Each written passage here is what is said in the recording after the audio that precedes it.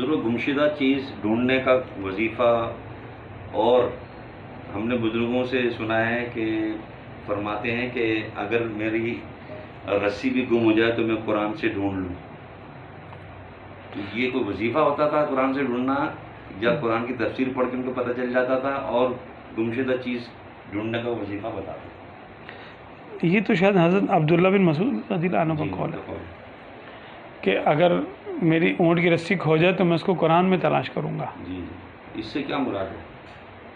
इससे मुराद दो बातें बज़ाहिर जो आ रही कि अल्लाह का शुक्र है हमारे सहाबा को इतना इल्म था, सुभान अल्लाह, सुभान। और दूसरी बात ये है कि कुरान पाक में हर चीज़ का बयान मौजूद है। हर खुशबतार का हर खुशबू कुल्लु सगीर व कबीर मुस्ततर, हर छोटी बड़ी चीज़ जिक्र की हुई है। कुल्लु रत्बिन व याबिसिन इल्ला फी किताबिम मुबीन, हर तर और खुश्क चीज़, कोई खुश्क और तर चीज़ ऐसी नहीं है जिसका बयान कुरान में ना हो। इसका माना है कि वो इसकी हकीकत को जान गए थे कि हर खुश्क और तर चीज़ कुरान पाक में है, तो मेरी ऊँट की रस्सी जो खोई है वो भी तो यही होगी ना। तो इसका जो फार्मूला था वो आप सल्लल्लाहु अलैहि वसल्लम ने उनको बता दिया था। भाई उनकी तालीम का दारो मदार तो आका सल्लल्लाहु अलैहि वसल्लम की ज़बान मुबारक है ना, वो ज़बान जिसको सब कुन की कुंजी कहे। तो इससे ये भी पता चलता है कि जब एक सहाबी को पता है तो अल्लाह कि मेरी ऊँट की रस्सी खो जाए तो मैं उसको कुरान में तलाश कर लूँगा, तो आप सल्लल्लाहु अलैहि वसल्लम को क्या नहीं पता होगा ज़िम्नन। तो खैर कोई हम उस पर कयास ही नहीं कर सकता आप सल्लल्लाहु अलैहि वसल्लम को जो इल्म है। अच्छा, अब वो फार्मूला जिसको पता चल जाए वो भी तलाश कर लेगा। अब वो फार्मूला तो हमें नहीं पता। अब क्योंकि वो तो जाहिर सी बात है कि राज है और अमानत है, तो हर बंदे को तो नहीं दिया जा सकता, और जिनको दिया जाता है वो ढूंढ भी लेते होंगे। ठीक है, अब हमें तो इतना मालूम है इसमें कि भाई सूरह वद्दुहा अगर पढ़ के तलाश करो, अगर आपकी कोई चीज़ गुमी हुई है सूरह वद्दुहा पढ़ते जाएं और तलाश करते जाएं, इंशाल्लाह मिल जाएगी। अगर वहीं करीब में होगी तो मिल जाएगी, वरना आपको इसका पता चल जाएगा। अच्छा, इसी तरह सूरह अलम नशरा का एक अमल है, अगर वो किया जाए तो उससे छुपी हुई चीज़ों का पता चल जाता है। हमारे एक अज़ीज़ हैं, शागिर्द हैं, ओमान में होते हैं, तो वसीम नाम है उनका, वसीम शायद नाम है। तो उन्होंने मुझे फ़ोन किया, कहने लगे कि उस्ताद साहब वो मेरा ना पासपोर्ट मेरा खो गया है, तो और 1 हफ़्ते के बाद वीज़ा मेरा ख़त्म हो रहा है। अब मेरा पासपोर्ट खो गया है, तो अगर मेरा वीज़ा ना लगा तो मैं तो फिर बड़ी आजमाइश में आ जाऊंगा। मैं जो बता रहा था कि अल्लाह जाने क्या होगा, फ़ाइन होगा या जुर्माना लगेगा या पता नहीं वीज़ा कैंसिल ना हो जाए कहीं, या आगे की मुद्दत का कुछ उसने एक्सटेंड करना था, एक्सटेंड नहीं हो पाएगा, देर से जाएंगे तो जुर्माना होगा, और अगर ना मिला बिल्कुल तो फिर उसका प्रोसेस अलग है, ख्वारी अलग और ख़र्चा अलग।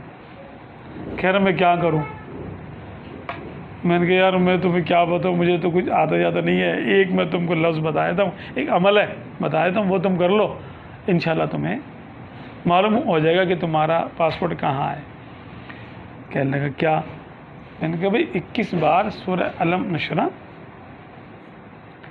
सोने से पहले पढ़ो, अपने सीने पे और तकिए पे दम करो, और बगैर किसी से बात किए बावजूद सो जाओ दुआ करके कि या अल्लाह मेरा पासपोर्ट कहाँ है, मुझे बता दे, दिखा दे मुझे।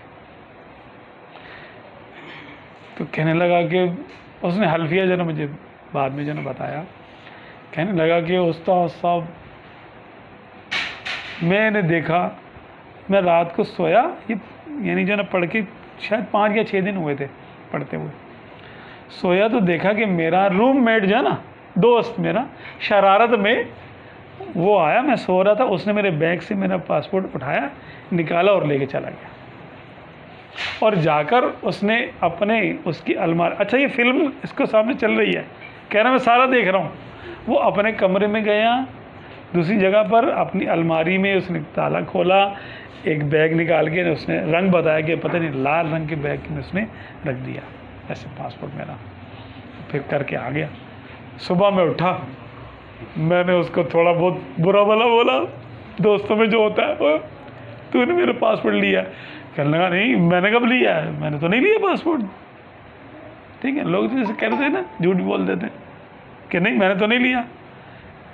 कहने फिर मैंने उसको पूरी तफसील बताई, घड़ी का टाइम भी देखा था मैंने कि इतने बजे तू आया मेरे कमरे में, इस बैग की फलां जेब से तूने ये पासपोर्ट लिया, अपने फलां कमरे में गया, फलां रंग के बैग में तूने ये रखा, फिर तू आ गया। कहने लगा यार तुम्हें कैसे पता चला? मैंने कहा बस मुझे पता चल गया। कहने लगा तुम्हें जादू आता क्या? मैंने कहा जादू वादू नहीं आता। अरे भाई वो वहाँ आमिल बन गया ओमान में। अब लोग आ रहे, दम करा रहे, कोई कह रहे यार मेरी चीज़ बता दो कहाँ पर खो गई है, कोई कुछ कोई कुछ। कहने लगा वैसे उस्ताद साहब बड़ा मज़ा आ रहा, एक ही चीज़ से मशहूर भी हो गया। 21 बार सूरह अलम नशरा पूरी पढ़े, सीने पे दम करे और तकिए पे दम करे, और दुआ मांग के सो जाए बावजू। बात ना करें इस अमल के बाद कि या अल्लाह ताला मेरी ये चीज़ खो गई है तो मुझे बता दे कि वो कहाँ है। तो इंशाअल्लाह ताला उसको चंद रातों में उसको पता चल जाएगा। 7 दिन, 14 दिन, 21 दिन में इंशाअल्लाह ताला ये मामला क्लियर हो जाएगा इंशाअल्लाह, उम्मीद है। अगर किसी का ना हो बिलफर्ज अमल, बहरहाल ये पक्का है, किसी का ना हो तो फिर देखे कि हो सकता है उसके रिज़्क़ के हलाल में और नमाज के पढ़ने में और अमल के पूरा करने में कोई कमी ना हो गई, या फिर अगर ये सारी चीज़ें भी ठीक हैं, चलो फ़र्ज़ कर लेते हैं हम, फिर अल्लाह की मर्ज़ी, अल्लाह ताला पे कोई चीज़ वाजिब तो नहीं है, तो चाहे तो बताएं चाहे तो ना बताएं।